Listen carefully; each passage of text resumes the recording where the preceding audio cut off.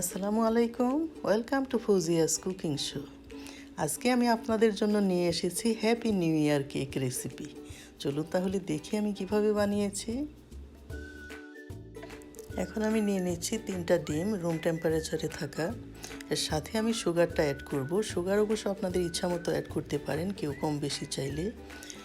আর এটার সাথে এখন আমি দিয়ে দিচ্ছি 1/2 কাপ সুগার। এখন আমি ডিম আর সুগারটাকে একসাথে বিট করে নিচ্ছি। এর সাথে আমি অ্যাড করে দিলাম 1/4 কাপ বাটার। এর সাথে দিয়ে দিচ্ছি আমি 1 টিস্পুন ভ্যানিলা এক্সট্রাক্ট। এখন আমি নিয়ে নিলাম 1/2 কাপ অল পারপাস ফ্লাওয়ার আর 1 টিস্পুন বেকিং পাউডার। এটাকে আমি 2বারে মিক্স করব। তো চেলে প্রথমবার আমি মিক্স করে নিচ্ছি, তারপরের পার্ট আবারও একটু চেলে হালকা হাতে এটাকে মিক্স করে নিব।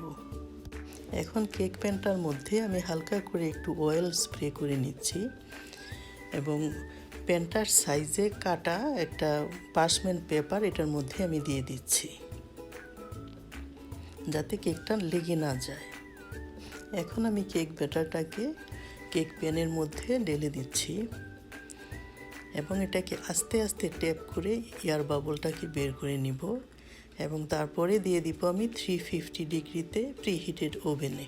এটা ওভেনটার উপরে ডিপেন্ড করবে, কার ওভেনটা কীরকম সেটার উপরে পাওয়ারটা ডিপেন্ড করবে। আমি এটাকে দিয়ে দিব 350-তে। আমার কেকটা হয়ে গিয়েছে। এখন আমি নাইফ দিয়ে ছাড়িয়ে এটাকে নামিয়ে নিব এবং ঠান্ডা হওয়ার জন্য অপেক্ষা করব। এখন আমরা দেখতে পাচ্ছি খুবই সফট একটা স্পঞ্জ কেক হয়েছে। আমরা এভাবেও খেতে পারব।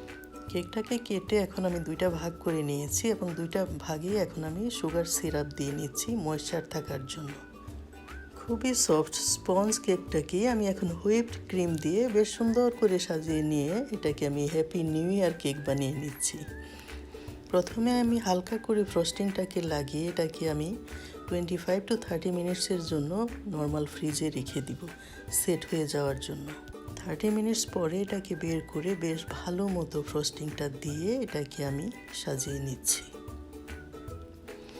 এখন পালা কেকটাকে মনের মাধুরী মিশিয়ে আপনারা যে কোনোভাবে যে কোনো ধরনের ইচ্ছা আপনারা এটাকে সাজিয়ে নিতে পারেন।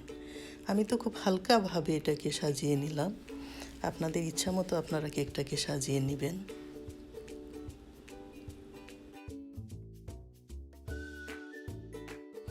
সেম ফ্রস্টিংটার মধ্যেই হালকা একটু রেড কালার মিশিয়ে আমি হালকা করে একটু রোজ বানিয়ে নিলাম আর সাইডটাকে সাজিয়ে দিলাম। আর আপনাদের জন্য এটাকে হ্যাপি নিউ ইয়ার কেক বানিয়ে নিলাম। তৈরি হয়ে গেল আপনাদেরকে শুভেচ্ছা জানানোর জন্য happy new year cake. Happy new year. সবাই খুব ভালো থাকবেন, নতুন বছর সবার জন্য ভালো কিছু বয়ে নিয়ে আসুক, সেই প্রত্যাশায় আজকের মতো হ্যাপি নিউ ইয়ার। সবাই খুব ভালো থাকবেন।